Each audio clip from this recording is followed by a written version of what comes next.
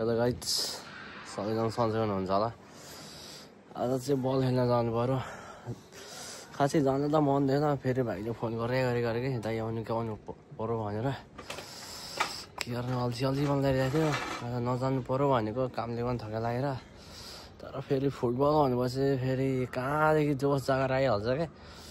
त्यही भएर अब जान लागेको रेडी भएर केही छैन। अब ठ्याक्कै आधी घन्टामा पुग्छु होला म ग्राउन्ड पुगेर फेरि म्याच छ अरे, हल्का रमाइलो म्याच भन्दा पनि अब यस्तै त हो, टाइम पास गर्नको लागि जाने हो। त्यही हो। ल गाइज, अब एकैचोटि ग्राउन्डमा भेटौँ होला। ल गाइज, चाहिँ निस्केको होइन। हेलो गाइज, यो चाहिँ पार्क हो। कोटोदाई कोवेन भन्छ। कोटोदाई कोवेन यता साइड हो। म चाहिँ आइसकेँ। जाँदैछु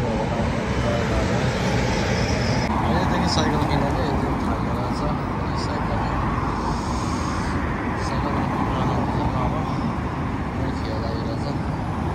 गाइज, ग्राउन्ड चाहिँ यही हो होइन। अब